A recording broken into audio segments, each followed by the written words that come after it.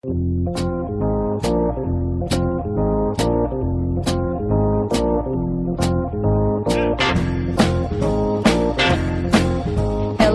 welcome to the Connected Table Live. I'm your host, Melanie Young, and with me is the handsome David Ransom. We are your insatiably curious culinary couple. Each week we bring you the movers and shakers who work front and center and behind the scenes in food, wine, spirits, and hospitality. You can listen to us on iHeart Radio and the iHeart app anytime you want, and we welcome all of our listeners all around the world. Well, this week, we've got some great guests. We always do, but our first one is larger than life. In fact, she's monumental. She was just named a living landmark by the city of New York, and her impact on the dining scene in New York City, and for anyone who follows New York dining, has been indeed monumental. It's our insatiable restaurant reviewer, Gael Greene. She has been a columnist for 47 years, 40 of them as the critic for New York Magazine, where she established her unique voice. And she really makes the process of enjoying food as pleasurable as other wonderful activities we all enjoy. So welcome. Well, thank you. I was just remembering the last meal that the three of us had together and how bad it was. I really owe you a good one. It was terrible. It really was. You know, Gail, did you have to start off with that? Well, there's a risk of being a restaurant critic. Yeah. We have one out of 5 times is just you're embarrassed and you have to feel like you really have to take somebody someplace great the next time. And maybe 1 out of 5 times it's so wonderful that you're sighing and moaning and can't wait to get back. Well, speaking of sighing and moaning, I want to share a little story. Growing up in Chattanooga, Tennessee, with a progressive mother who hated to cook but loved books, she looked at me one day and she said, "I've just read the filthiest book. It's just filled with sex. It's called Blue Skies, No Candy. I can't believe it." And of course, I wanted to read it. I was, still in grammar school. So I snuck it and I read it. My eyes went big and it was really exciting and sounded all glamorous. And years later, I bought Delicious Sex, and I used to go around to bookstores asking if they had delicious sex. And so many people don't know that you have another writing career, a very, very successful one, in addition to your restaurant reviewing, which is writing these amazing books of erotica, Blue Skies, No Candy, Delicious Sex, and Dr. Love. But it's your enthusiastic, almost orgasmic reviews like Everything You Always Wanted About Ice Cream, but We're Too Fat to Ask, and Nobody Knows the Truffles I've Seen, that have all of us just licking our lips and wanting more every time you write, right? Well, but in between all those reviews and the trips to France that my editor insisted I needed to take and they would pay for because it was to update my mouth, in between I was trying to be the novelist that I had always meant to be. And when I finally wrote my first book, which I guess you must have read it under the covers with a flashlight. I Blue did. Skies, No Candy. I did. But that was a 1 million bestseller 35 years ago.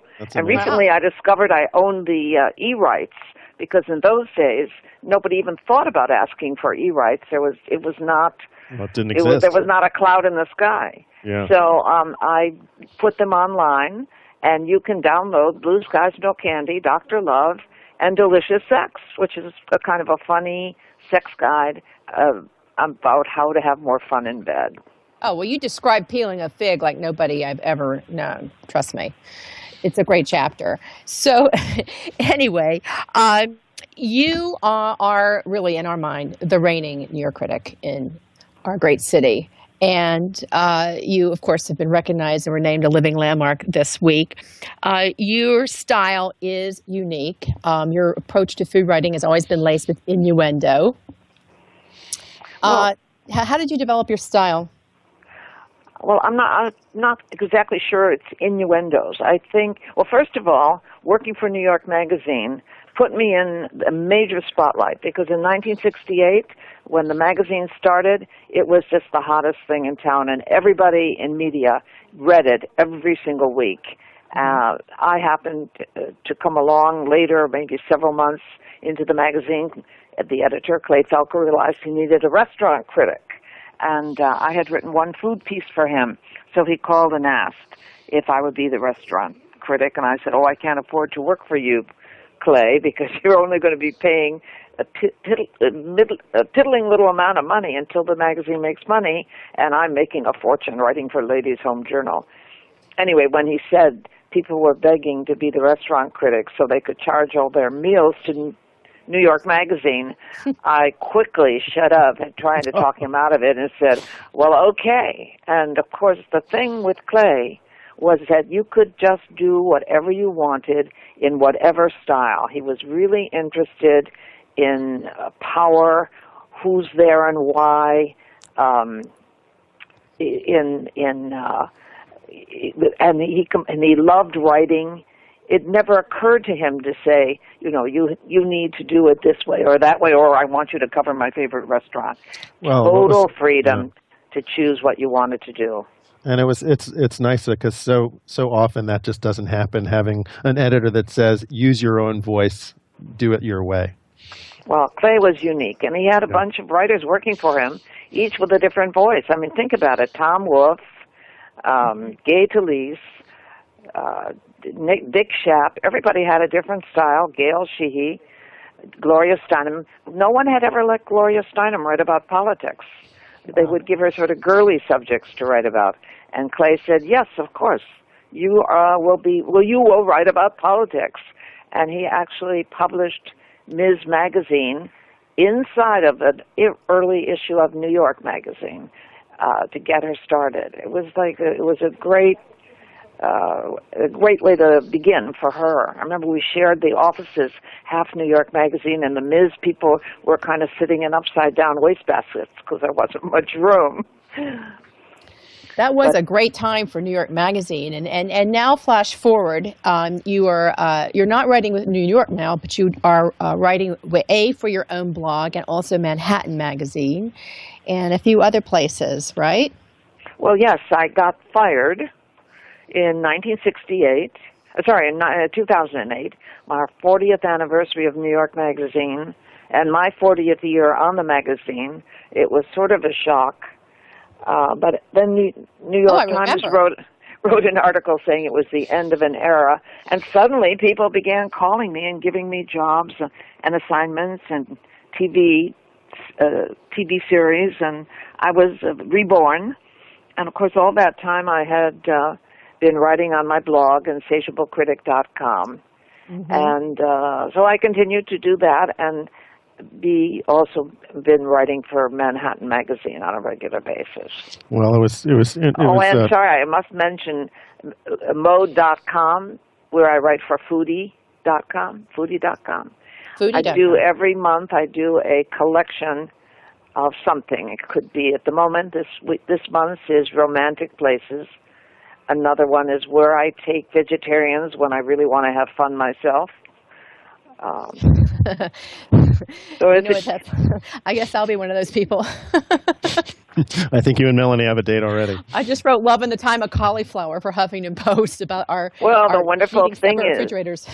Right now, chefs are very excited about cooking vegetables in new ways.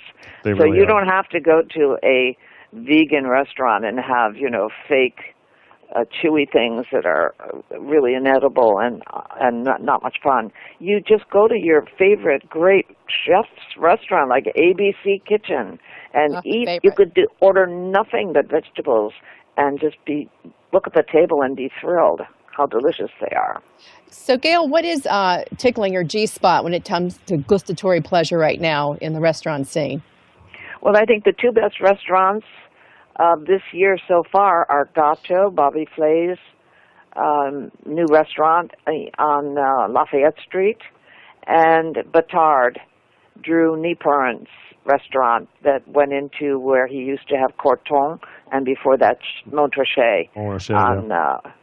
I'm so glad for that, Tribeca. Both of those deserving. restaurants are extraordinary, and I've taken people there and gone back again and again, even though I don't have to review them. It's hard to stay away. Well, I'm happy for Drew because, that space has had many incarnations, and it's just great to see the positive response to Batard. So that's fantastic. You've been called the Dorothy Parker of restaurant review, and I know you've had love mail and you've had hate mail. Any interesting stories you want to share there? Dorothy Parker. Yeah. Yes, we found that one along with the other one that with my typo on Wikipedia. Though luckily you haven't been Well, shot. there's no question that it certainly helped me a lot with meeting men and finding men who would be totally devoted to me in the very dark days after my husband and I broke up. There I was, 40 years old, experienced woman, between the pill and the plague. It was like the ideal time to be single. And the sexual revolution had already happened.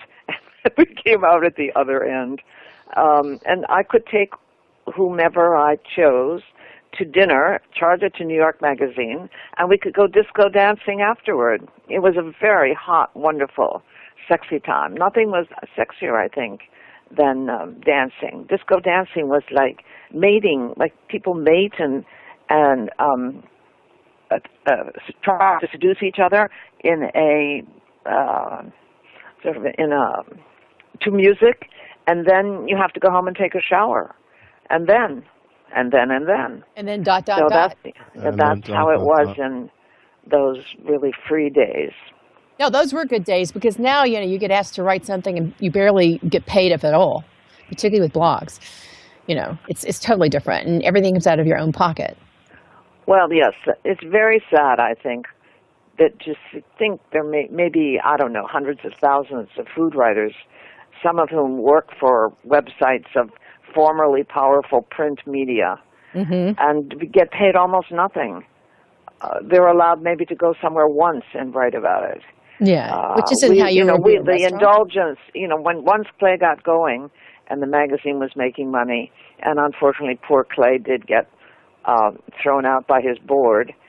But once the magazine was going, they paid for everything. They never complained. Oh, I think maybe once when it took me 3 months to do my Italian series, the editor said, we've already spent $26,000. When are you going to deliver the piece?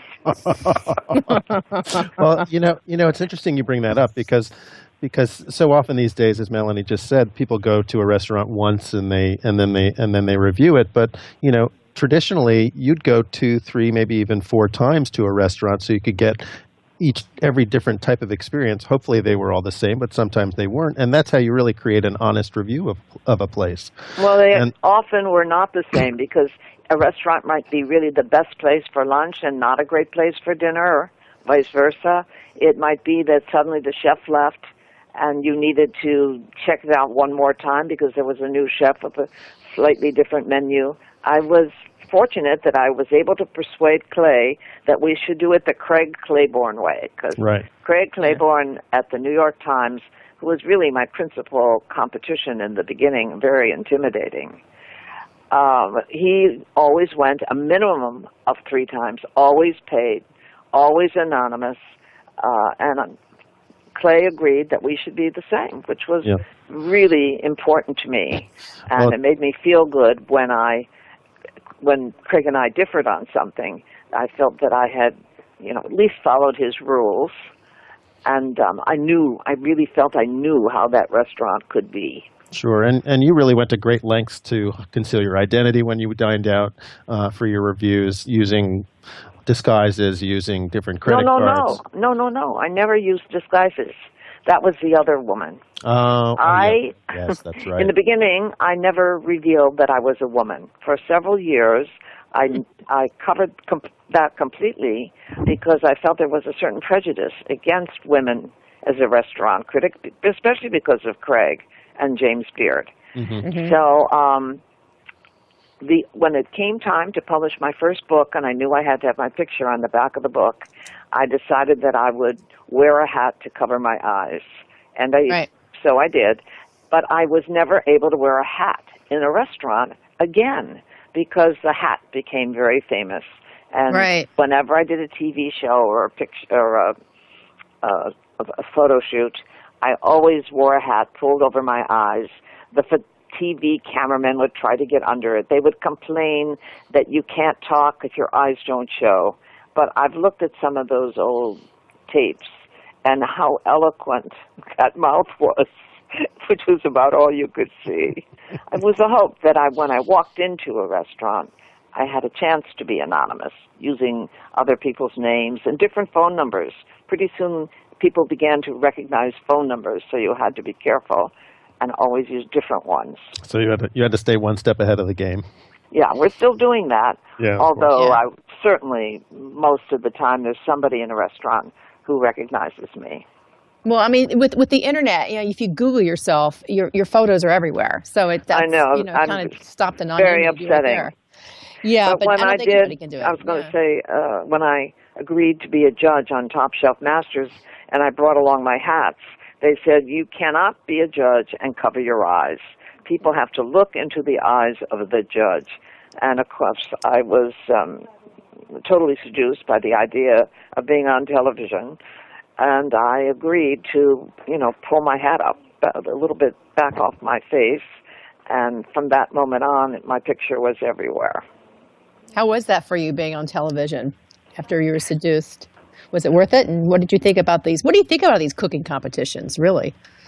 Well, it's interesting how sometimes the same chef would be totally brilliant on a particular assignment, and on the next one, they would just fall apart. And then you'd have to put them all together and pick out the one who, in total, was the top chef.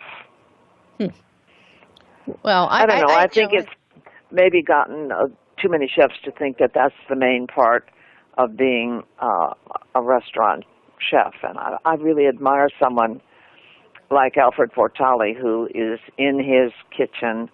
He's been in his kitchen for 30 years. Yeah. It's quite remarkable, and the restaurant has grown better every year. Well, Gotham really is an institution, Gotham Hall, or Gotham Bar and Grill, I mean. I love that place, and he stays true to his art and craft. I mean, that is what he believes in, and I respect that too, because I personally don't think that food should be a blood sport. I mean, it should be something that's sensual, that you enjoy. And so personally, I can't stand all the cooking show competitions. I really, kind of miss the good old-fashioned, pour and mix shows. But I think that part of the fun, some of the Bobby Flay shows are really kind of fun. When he goes out and tries to beat a local person at whatever their specialty is, throw down the gauntlet. I love that show. And I think what people don't really know about Bobby is he has always been in his restaurants and redoes the menus whenever there's time to be changed. And he is not on television 365 days a year. Just because it seems that he is, those shows are made, in maybe a 2 or 3 week binge. They make the whole season shows, and then he's back at work. I agree with that, because when I was running the James Beard Awards, that was always an issue. Is the chef in the kitchen, or is he out and about? And I always saw Bobby in his restaurants. Always. Right. I thought that was amazing. And, of course, at Mesa Grill, you could look through the window and see his red hair. That's right. And it's funny. He made a very public statement earlier this year when he was opening Gato that he was going to be in the kitchen and that he really wanted to get back to being in the kitchen because he had been taken away due to all his other responsibilities on TV, et cetera, over the last few years, and he missed it. And so it's nice to see that he's doing that again. Right, but if most chefs who are in the kitchen are calling the orders and looking at the plates as they go by. Bobby, when he moved into the kitchen at Gato, was on the line cooking. Right. He really loves cooking, and I think at some point he's. One day I came in recently, and he sent an apology that he wasn't there. He had gotten a table at Rayo's where nobody can get a table, and it was his first time to visit Rayo's, and so would I please forgive him for not being in the kitchen?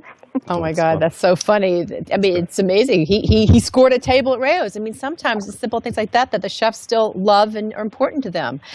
We're going to switch gears a little bit We want to talk to you about the cause that you founded and is near and dear to your heart, City Meals on Wheels, which you founded with the late James Beard.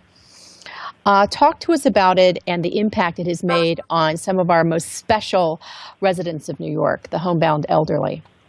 Well, 32 years ago, when I read an article in the New York Times that government funds were not adequate to deliver weekend or holiday meals to the city's homebound elderly, I didn't even know that there was a system for delivering meals, but it seemed to me totally unfair that I could live the way I live and people on my block might not be getting a meal on a weekend at 72 hours without a meal if Monday was a holiday.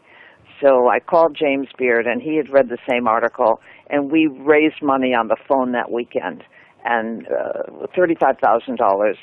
We called all food people because I thought food people, especially in, restaurateurs and PR people in food and the people who belong to the food societies and food manufacturers, they would especially care about hunger.